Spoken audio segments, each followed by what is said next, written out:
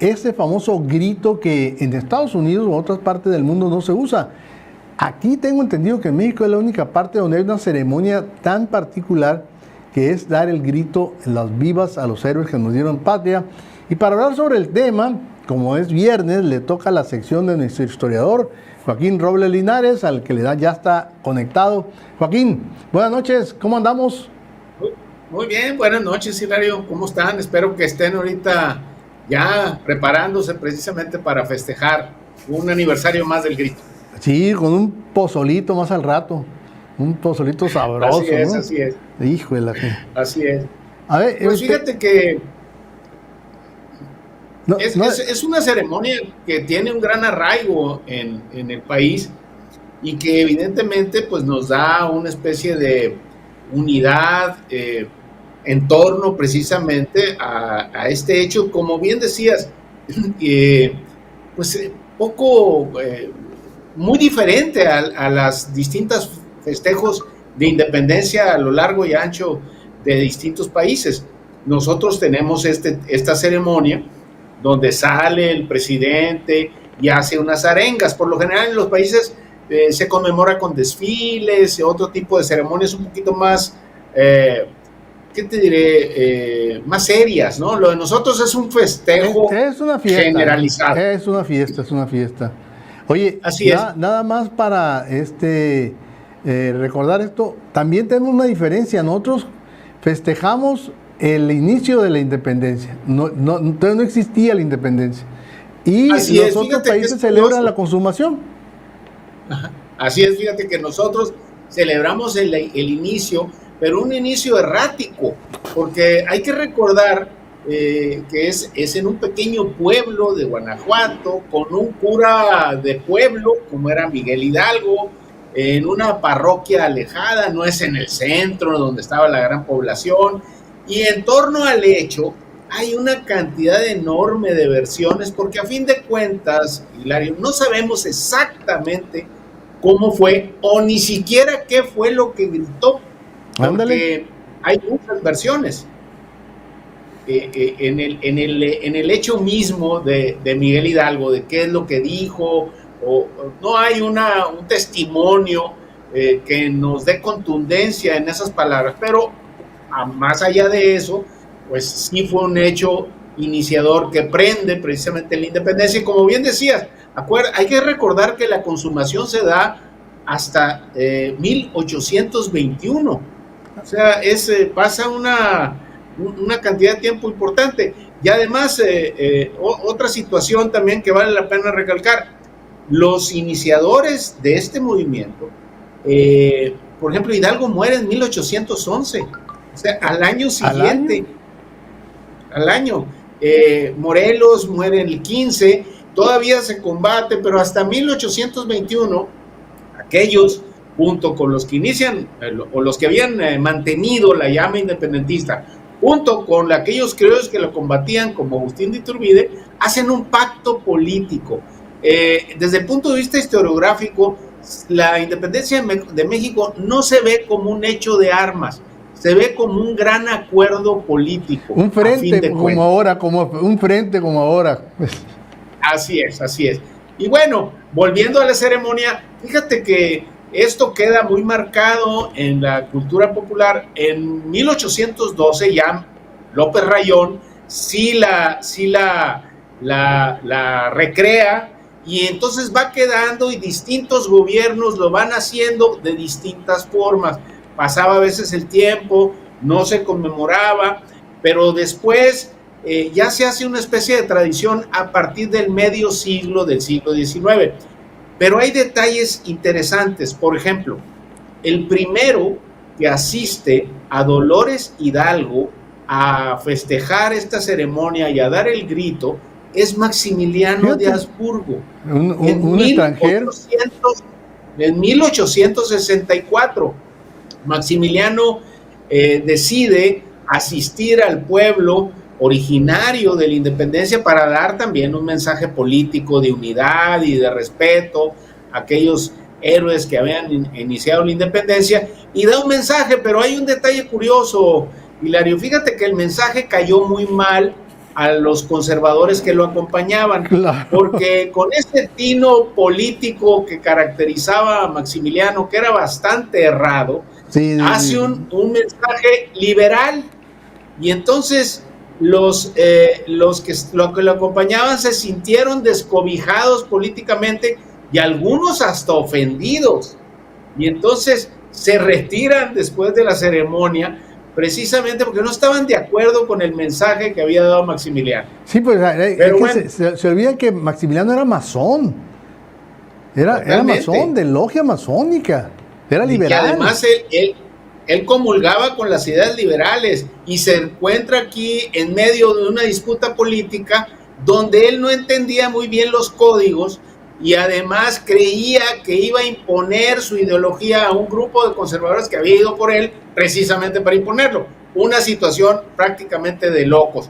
Pero a fin de cuentas, el hecho del grito en 1864, pues él fue el primero que lo intenta. Después, ya con lo que sucede con la República restaurada, se empieza a crear, pero el que realmente le da una connotación muy similar a la que tenemos hoy, Hilario, es Porfirio Díaz. Así es. ¿Por qué? En primer lugar, se suceden fenómenos curiosos.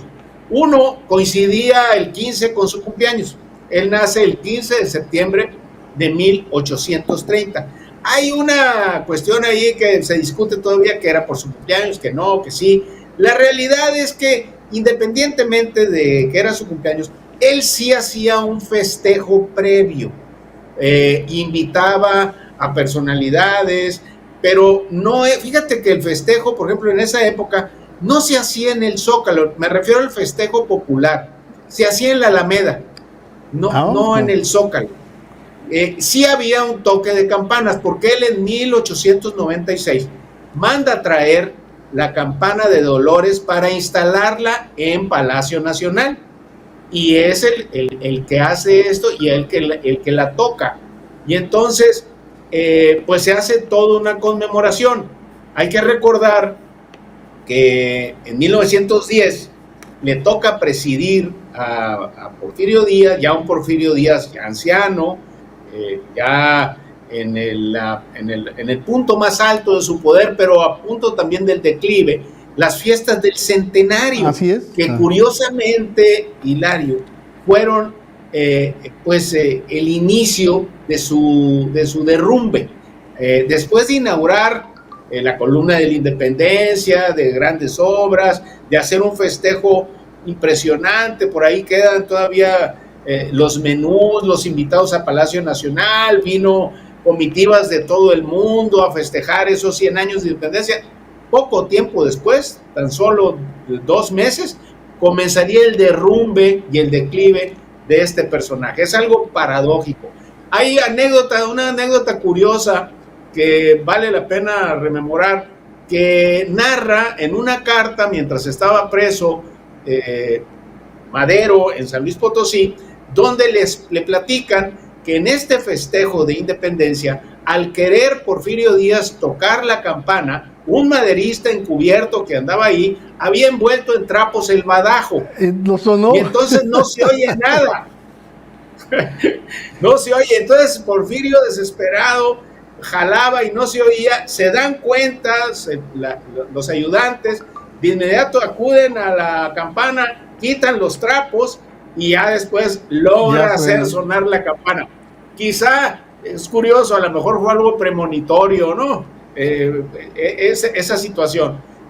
Así se fueron dando los distintos situaciones y se convierte ya después, Hilario, amigos, en una verdadera tradición, en una verbena popular. Se traslada posteriormente al Zócalo, ya se hacen convocatorias gigantescas, viene la revolución y es uno de los eventos que no mueven para nada. No tocan, no lo tocan para nada, pero además ya para entonces en los estados se festejaba también, incluyendo aquí, se hacía un baile muy importante en el Salón Gobernadores. De hecho era toda una verbena, ¿no? Porque era una velada incluso previo, Porque el grito de las campanas que tocó Hidalgo, las toca el 16 como en la madrugada, ¿no? Porque es una llamada a misa. Así es. Debe haber sido como a las 6 de la mañana, entre 5 y 6 de la mañana. Porque es una llamada a misa, en realidad. Le dicen Dolores porque era precisamente, era la fiesta de los Dolores de la Virgen. Así es, y entonces él convoca, y pues era muy poca gente, llega el atrio. Acuérdate que ellos iban a sublevarse el 1 de octubre. Sí. Se descubre esta conspiración y eso hace que él se adelante. Pero hay una cosa curiosa, incluso se les adelanta a los que estaban con él. Como que Hidalgo toma la iniciativa y él hace todo esto. Y pues la realidad es que la gente acudió a las campanas pues para oír misa, pues no oír un mensaje de algún insurrecto. Y además el mensaje hacían loas a la Virgen, a Fernando VII, en fin, a la religión, a otras cosas. No es el mensaje independentista no propone la independencia, proponen ciertos grados de libertad y piden incluso que manden un príncipe de allá de la corona de Habsburgo de España, Borbón. Sí, lo que pasa, así es, lo que pasa es que ellos estaban, acuérdense que hay que recordar que España estaba invadida por los franceses. Así es. Napoleón había impuesto un emperador, José su hermano, conocido como Pepe Botella, ustedes sabrán por qué. Algún gobernador que recuerde. Entonces, todas las colonias americanas, entre ellas la Nueva España, pues, estaban muy ofendidas por lo que estaba sucediendo y no querían que un personaje francés tuviera dominio sobre ellos. Esto fue el origen, por eso el grito, hablan de Fernando VII, la religión, viva la Virgen de Guadalupe, en fin, tiene otra connotación. Pues regresando un poco al siglo XX, pues ya se convierte esto ya en una verdadera tradición nacional, y así sucede en los estados. Aquí en Sonora también se festejaba se hacía un festejo muy importante. Hay fiestas del centenario en Hermosillo y hay fotos todavía de la época. Además, este centenario en Hermosillo se celebró con algo inusitado para la época, una iluminación por luz eléctrica que maravilló a la gente.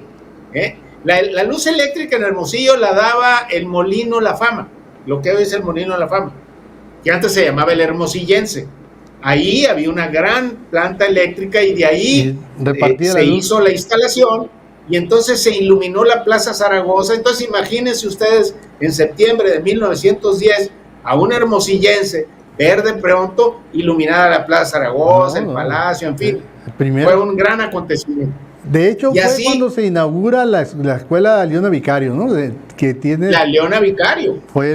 Así como Porfirio Díaz hizo unas obras muy importantes a lo largo y ancho del país, entre ellos y en la Ciudad de México, donde inaugura la columna del Indio. En los estados se inaugura la Leona Vicario aquí, pero también fíjate que se hizo un patronato para poder inaugurar la estatua de Hidalgo, que está hoy en lo que es lo que el Instituto Sonorense de Cultura enfrente por el Boulevard. Sí, esa estatua es hecha por un italiano, Aquiles Baldassi, y desafortunadamente, fíjate que no se pudo inaugurar exactamente en la fecha, sino que se inaugura después, y después con el tiempo le cae un rayo y le tumbó la nariz. Eso me lo sabía. Le cae un rayo y después estuvo muchos años ahí cerca del Palacio. Después la pasan en distintas partes hasta que llega al lugar donde está hoy. Pero en 1914 creo que le cayó un rayo y casi la desbarata, ¿no? Ya en plena época revolucionaria. Así llegamos a los eventos que tuvieron lugar en Hermosillo, ya con el grito, en primer lugar, ya instalado, eventos ya instalados, muy concluidos. Y empiezan a correr las anécdotas. La primera y la más famosa es la de Álvaro Obregón, ¿no? ¿En qué año sería con la de Álvaro Obregón? Sí. ¿En los 50? Fue en los 50. Fue en los 50, sí, una protesta de maestros donde viene una revancha ahí, viene agarran naranjas y empiezan a tirarlo Era un grupo de maestros inconformes, porque nos tocó entrevistar, tú ya empezamos a entrevistar a algunos de ellos, y habían participado chavos que eran normalistas, que ayudaron a los maestros a tirar las naranjas al balcón, Y es cuando grita, ¿no? Le grita a su esposa, doña Yolanda Hofer de Obregón. Doña Fernanda. Doña Fernanda Hofer de Obregón. Ajá. Y doña es Fernanda, cuando le grita, pero no era Hofer, era Luque. Luque, perdón. Sí. Sí. Y además, fíjate que hacen una ceremonia de desagravio a la bandera.